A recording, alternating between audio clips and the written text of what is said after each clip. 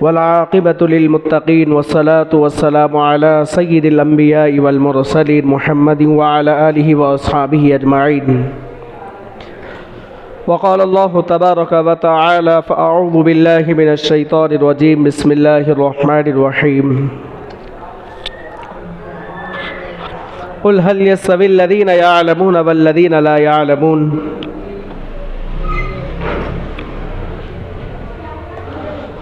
وقال الله تبارك وتعالى في مقام آخر: إنا نحن نزلنا الذكر وإنا له لحافظون. وقال النبي صلى الله عليه وسلم: أفضل العبادة قراءة القرآن، أو كما قال النبي صلى الله عليه وسلم. اللهم صل على محمد وعلى آل محمد كما صليت على إبراهيم وعلى آل إبراهيم إنك حميد مجيد. اللهم بارك على محمد وعلى آل محمد كما باركت على إبراهيم وعلى آل إبراهيم إنك حميد مجيد. اللهم صل على محمد كما هو أهله ومستحقه. موجودہ حالات میں، موجودہ دور میں ایمان کی حفاظت کا مسئلہ ہے. ہم ہمارے بچوں کو دینی تعلیم کی طرف آراستہ کرنے کے بجائے زیادہ تر ان اسکولوں کا رخ کرتے ہیں جہاں پر ہمارے بچوں کے لیے ایمان کا خطرہ ہوتا ہے، جبکہ ماں باپ کو پتہ بھی نہیں ہوتا. نیو ایجوکیشن پالیسی کے نام پر کیا کیا قوانین آنے والے ہیں، کیا کیا اصول و ضوابط، رولز ریگولیشنز آنے والے ہیں، ہم لوگ اس سے ناواقف ہیں. تو خیر، ایک تو ہم ہمارے بچوں کی دینی تعلیم کی فکر نہیں کر رہے ہیں، ایمان کی بچوں کی فکر نہیں کر رہے ہیں، عقائد کی فکر نہیں کر رہے ہیں، پھر بھی اس کے باوجود ان اسکولوں میں اپنے بچوں کو ایڈمیشن کرواتے ہیں جن اسکولوں میں ایمان بچنے کے امکانات نہیں ہوتے. غیر مسلم اسکولوں میں ہم پڑھاتے ہیں.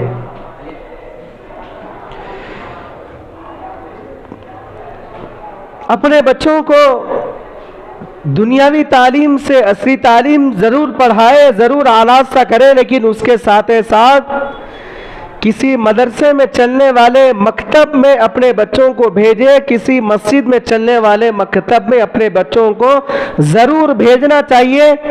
مکاتب اس وقت کے زہر کا توڑ ہے. مکتب کی اتنی ہی اہمیت ہے جتنی کی مدرسے کی اہمیت ہے.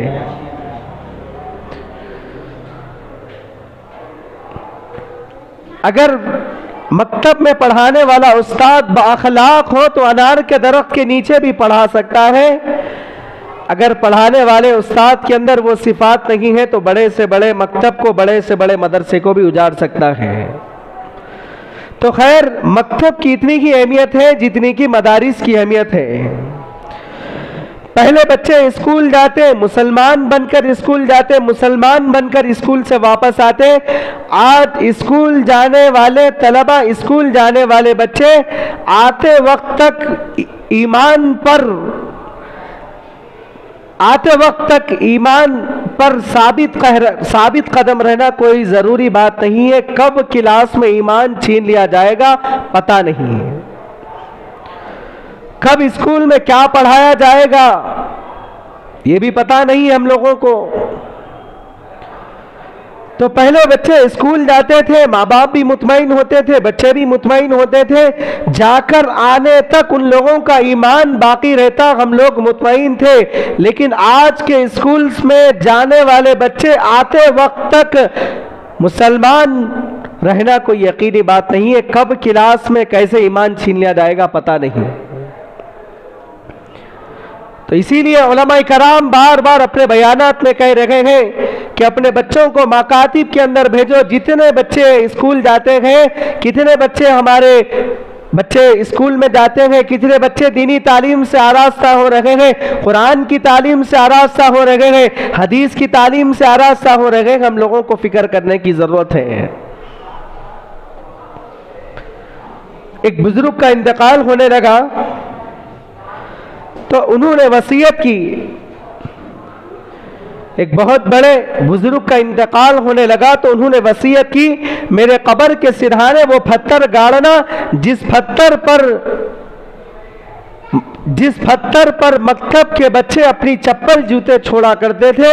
مجھے اللہ تبارک و تعالیٰ کی ذات سے امید ہے ان مکتب کے بچوں کے جوتیوں کے صدقے میں اللہ تبارک و تعالیٰ میری مغفرت فرما دے گا.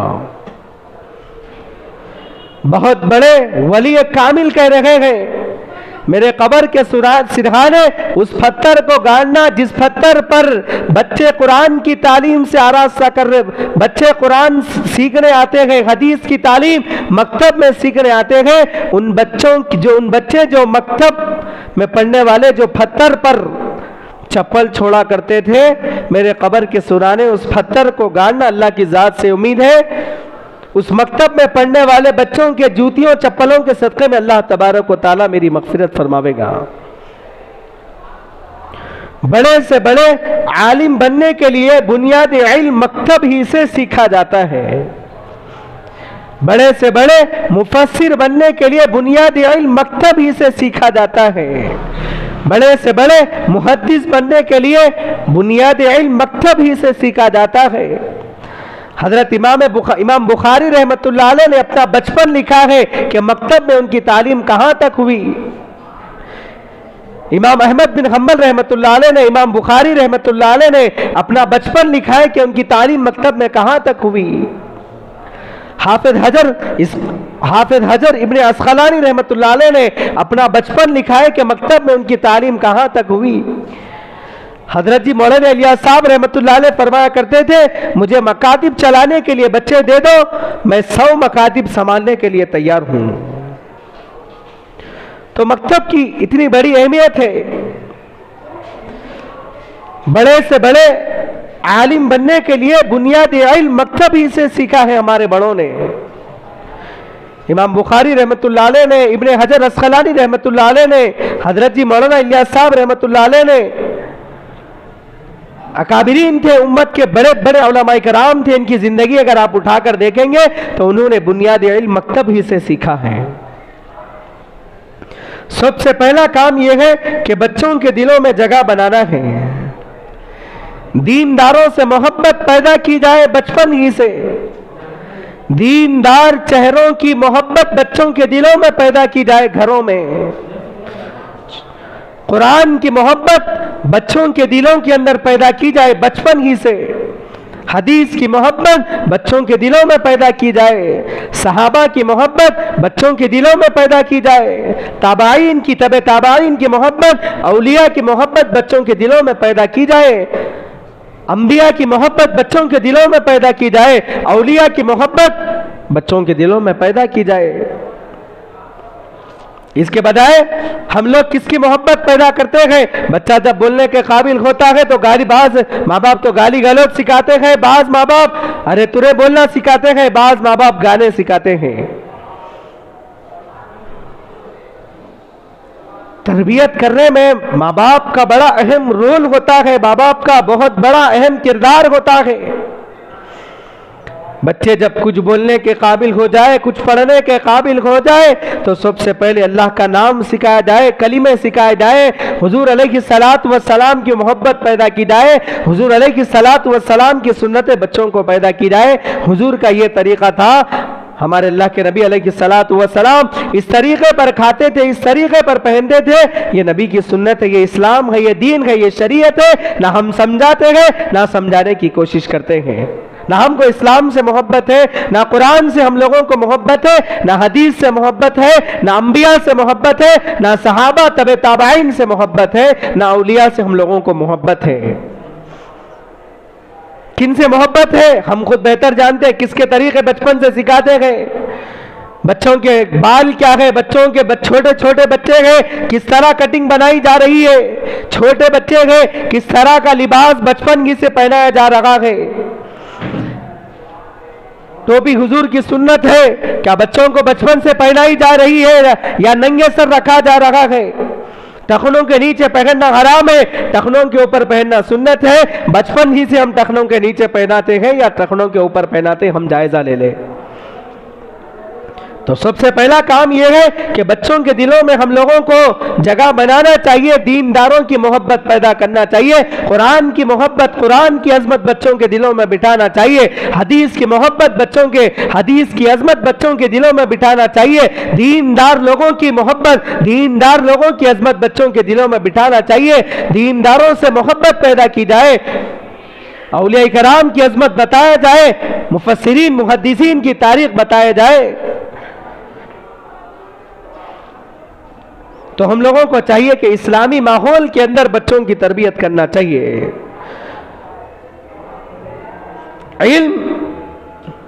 इल्म जो आता है किस तरीके से आता है, दीनी इल्म जो आता है, अल्लाह के नबी अलैहिस्सलातु वस्सलाम की सबसे पहले हदीस मुबारक सुन ले।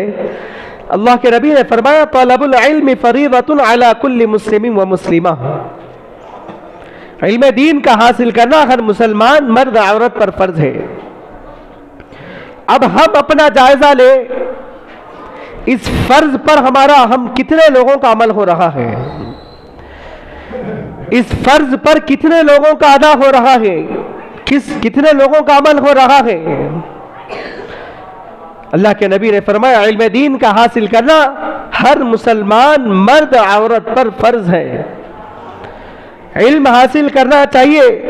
अगर इल्म हमारी जिंदगी में होगा तो नमाज सही अदा होगी। अगर इल्म सही होगा, अगर इल्म हमारी जिंदगी में होगा तो नमाज सही अदा होगी। इल्म होगा तो कुरान सही तरीके से पढ़ना आएगा। इल्म हमारी जिंदगियों में होगा तो रोजा रखने का सही तरीका, रोजे के मसाइल मालूम होंगे। इल्म हमारी जिंदगियों में होगा तो ज़कात किस तरीके से निकालना चाहिए, कितनी ज़कात निकालना चाहिए, हम लोगों को इल्म होगा। इल्म होगा तो ज़कात के मसाइल मालूम होंगे, रोजे के मसाइल मालूम होंगे, हज के मसाइल मालूम होंगे। इल्म से ताल्लुक रखना चाहिए, इल्म से करीब रहना चाहिए। आज इतने मदारिस होने के बावजूद, आज इतने मकातिब होने के बावजूद, गली गली मकातिब, गली गली मसाजिद, देहात के अंदर मसाजिद, देहात के अंदर मकातिब, उलमा की फिक्र, दावत की काम की हरकत है। इतना सब होने के बावजूद आज उम्मत में कुरान पढ़ने वालों की तादाद 18 से 15% है। अगर ये उलमा की मेहनतें ना होती, अगर मकातिब की मेहनत ना होती, दावत के काम की फिक्र ना होती, मसाजिदें ना होती तो उम्मत का क्या हाल होता। हमारे माहौल में इतने मकातिब होने के बावजूद, इतने मदारिस होने के बावजूद, इतने मसाजिद होने के बावजूद, मकातिब, मदारिस, उलमा की फिक्रें होने के बावजूद आज उम्मत का हाल ये है। तो दीनी तालीम की मोहब्बत हम लोगों के दिलों में होना चाहिए। जिस तरीके से बच्चों को सुबह उठाकर नहलाकर धुलाकर स्कूल को भेजते हैं पाबंदी से, क्या उस जिम्मेदारी से हम लोग मकातिब के अंदर बच्चों को भेजते हैं? अमेरिका की एक रिपोर्ट पढ़ी गई, मुसलमानों के लाखों बच्चे मुर्तद हो गए। अमेरिका के एक इलाके में मुसलमानों के लाखों बच्चे मुर्तद हो गए, जबकि उन लोगों के पास दौलत की कोई कमी नहीं है, ना माल की कमी है, ना दौलत की कमी है, किसी की कमी नहीं है। इसके बावजूद उनके लाखों बच्चे कुफ्र के दहाने पर पहुंच गए। तहकीक की गई कि बच्चे, मुसलमान बच्चे, बड़े बच्चे, वो भी छोटे बच्चे नहीं, छोटों से लेकर बड़ों तक मुर्तद होने वालों की तादाद बड़ों की थी, मुसलमान लड़के, मुसलमान लड़कियों की थी। तो जब तहकीक की गई ये बच्चे कुफ्र के दहाने क्यों पहुंचे, इस्लाम नरगे में क्यों आया, तहकीक की गई तो बताने वालों ने बताया कि वहां पर मकातिब का निजाम ना होने की वजह से वो बच्चे कुफ्र के दहाने पर पहुंच चुके हैं।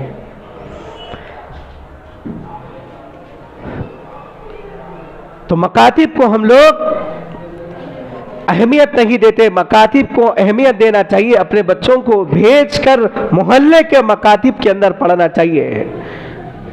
معلوم کرنا چاہیے کہاں پر مکاتب چل رہے ہیں, کہاں منظم مکاتب چل رہا ہے. اللہ کے نبی علیہ الصلوۃ والسلام کو سب سے پہلے خطاب نماز پڑھنے کا نہیں آیا. اللہ کے نبی صلی اللہ علیہ وسلم کو سب سے پہلا خطاب روزہ رکھنے کا نہیں آیا. اللہ کے نبی صلی اللہ علیہ وسلم کو سب سے پہلا خطاب حج کرنے کا نہیں آیا. اللہ کے نبی صلی اللہ علیہ وسلم کو سب سے پہلا خطاب زکوٰۃ ادا کرنے کا نہیں آیا, بلکہ اللہ کے نبی صلی اللہ علیہ وسلم کو سب سے پہلا خطاب آیا ہے اقرأ بسم ربک الذی خلق. اے محمد صلی اللہ علیہ وسلم پڑھیے اس پاک پروردگار کے نام سے جس نے آپ کو پیدا کیا ہے. اللہ کے رسول صلی اللہ علیہ وسلم غار ہیرا میں ہوتے گئے, یہ آیت نازل ہوتی ہے. اللہ کے رسول کہتے ہیں ما انا بقارئ, میں پڑھا ہوا نہیں ہوں. ماذا اقرأ, کیا پڑھوں, کیف اقرأ. حضرت جبرائیل علیہ السلام اللہ کے نبی علیہ الصلوۃ والسلام کو پکڑ کر بڑے ہی ادب اور احترام سے سینے سے سینہ لگاتے ہیں, معانقہ کرتے ہیں. پھر آن حضور کے زبان مبارک پر وہی کلمات جاری ہو جاتے ہیں. جب ڈاکٹر مر جاتا ہے تو اس کا علم اس سے جدا ہو جاتا ہے. جب ڈاکٹر مر جاتا ہے تو اس کا علم اس سے جدا ہو جاتا ہے. جب انجینئر مر جاتا ہے تو اس کا علم اس سے جدا ہو جاتا ہے. دنیا کے جتنی بھی تعلیم ہے, جب وہ آدمی مر جاتا ہے تو اس کا علم اس سے جدا ہو جاتا ہے. لیکن یہ اللہ کا کلام ایسا ہے, قرآن کی تعلیم, دین کا علم ایسا علم ہے, قرآن کا علم ایسا علم ہے, حدیث کا علم ایسا علم ہے, ماں کی گود سے لے کر قبر کے لحد تک کام آتا ہے. قبر کی لحد تک یہ کام آتا ہے. آج ہمارے مدارس اسلامیہ میں کتنے بچے پڑھ رہے ہیں, آج کتنے بچے ہمارے مدرسے کو جا رہے ہیں, ہمارے گھروں کے اندر کتنے بچے حافظ ہیں, کتنے حفاظ ہیں. دینی تعلیم کی ہمارے پاس اہمیت ہی نہیں ہے, دینی تعلیم کو ہم ترجیح ہی نہیں دیتے. کئی علماء اکرام, ہم لوگ تو آزادی کے ماحول میں ہیں, کئی علماء اکرام جیل کی سلاخوں میں رہ کر وہ کارنامے انجام دیے جو آزادی کی زندگی میں بھی وہ کارنامے انجام نہیں دیے جا سکتے. علماء اکرام نے ویسے کام انجام دیے ہیں. حضرت علامہ سرخسی رحمت اللہ علیہ کنویں میں رہ کر اپنے شاگردوں کو فقہ کا درس دیا کرتے تھے. جب فقہ کو مرتب کیا گیا تو 15 جلدیں بن گئی. اسی طرح حضرت علامہ ابن تیمیہ رحمت اللہ علیہ جیل کی سلاخوں میں رہ کر اپنے شاگردوں کو پڑھایا کرتے تھے, شاگردوں کو درس دیا کرتے تھے. جب فتوحات کو مرتب کیا گیا تو 26 جلدیں بن گئی. حضرت شیخ الہند رحمت اللہ علیہ نے 10 پاروں کا ترجمہ دارالعلوم دیوبند میں کیا, باقی 20 پارے مالٹا کی جیل کے اندر لکھا ہے. حضرت مولانا حفظ الرحمان سیوہاری رحمت اللہ علیہ قصص القرآن کا اکثر حصہ جیل کی سلاخوں کے اندر لکھا ہے. علماء کرام نے, اکابرین نے امت کے بچوں کو پڑھانے کے لیے ایسی محنتیں کی ہے, کنویں کے اندر رہ کر درس دیا, جیل کی سلاخوں میں رہ کر امت کے بچوں کو پڑھایا ہے. بچے مرتد نہ ہو جائے, بچے کفر کے دہانے پر نہ پہنچ جائے. جیل کی سلاخوں میں رہ کر بخاری شریف پڑھانے والے علماء کرام جیل کے قیدیوں کو بٹھا کر الف با نورانی قاعدہ پڑھاتے تھے, ان کی نماز درست کراتے, ان کا روزہ رکھنے کا طریقہ صحیح درست کرواتے, قرآن پڑھنے کا صحیح طریقہ ان کا درست کرواتے. رشیا جیسا ملک جہاں اذان پر پابندی ہونے کے باوجود, رشیا جیسا ملک جہاں اذان پر پابندی ہونے کے باوجود, جہاں کلمے پر پابندی ہونے کے باوجود, رشیا جیسا ملک جہاں نماز پر پابندی تھی, قرآن پر پابندی تھی, مسلمانوں پر پابندی تھی, اسلام پر پابندی تھی, اگر کوئی رشیا جیسے ملک میں اذان دیتا, اگر کوئی نعوذ باللہ اس کو موت کے گھاٹ اتار دیا جاتا. اذان دیتا, اللہ کا نام لینے والے کو پھانسی کی سزا سنائی جاتی. اللہ کا نام لینا رشیا جیسے ملک میں جرم تھا, جہاں اذان پر پابندی تھی, کلمے پر پابندی تھی. وہاں کے علماء کرام نے کیسے کام کیا ہے, وہاں کے علماء کرام نے ایسا کام کیا ہے, سن کر پریشان رہ جائیں گے. تہہ خانے بنا کر, قبر کھود کر, اوپر شراب کی ظاہری دکان لگا کر, اندر بچوں کو لے جا کر، مدرسے کے بچوں کو لے جا کر، مکتب کے بچوں کو لے جا کر، تہخانوں میں لے جا کر بچوں کو استاد شاگرد مل کر پڑھتے، مکتب کے بچے اور مدرسے کے بچے قرآن حفظ کرتے، مکتب کے بچے نورانی قاعدہ پڑھتے۔ رشیا جیسے ملک میں ایسا قانون تھا، قبرستان میں کسی میت کو دفنانے کے بہانے قبرستان میں چادر تان کر استاد شاگرد قبر میں اتر کر استاد پڑھاتا، بچے پڑھتے۔ علماء کرام نے ایسی محنت کی گئے، بچوں نے اپنے بچوں کو ایسا بھیج کر تعلیم دلوائی ہے۔ رشیا جیسے ملک کے اندر لوکل ٹرین کا ٹکٹ لے کر استاد شاگرد ٹرین میں بیٹھتے، سفر جاری ہوتا، استاد شاگرد حفظ کرتے، مکاتب میں چلنے والے بچے اسی طرح قرآن کا ناظرہ پڑھتے۔ جنگل میں بکریاں چرانے والا باپ بکریاں چراتے اپنے بچوں کو حفظ کرواتا، نورانی قاعدہ پڑھاتا، ناظرہ قرآن پڑھاتا۔ کرانہ اسٹور پر ترکاری سودا بیچنے والا رات کے اندھیرے میں بچوں کو جوڑ کر درس بخاری دیتا تھا۔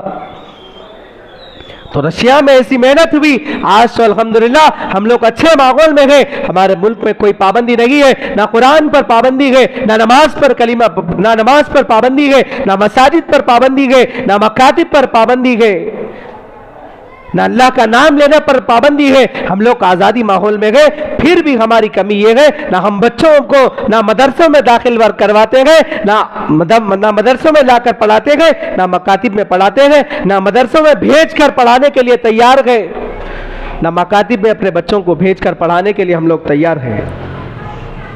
رشیا جیسے ملک کی محنت کو دیکھے، وہاں کے مسلمانوں نے اپنے بچوں کو کیسی مصیبتوں میں پڑھایا، تہخانوں میں اتار کر اپنے بچوں کو ماں باپ نے پڑھایا، خبر میں اتار کر اپنے بچوں کو پڑھایا، لوکل ٹرین کا ٹکٹ لے کر علماء وہاں کے سفر کرتے، بچوں کو بھیج کر پڑھایا، رات کے اندھیرے میں جوڑ کر بچوں کو پڑھایا۔ ہم تو آزادی کے ماحول میں ہیں، ہم تو بچوں کو پڑھا سکتے ہیں نا، پھر بھی دینی تعلیم کی طرف ہماری بے رغبتی دن بدن بڑھتی جا رہی ہے، جس کی وجہ سے بچوں کا ایمان نرغے میں ہے، ایمان نرغے میں ہے۔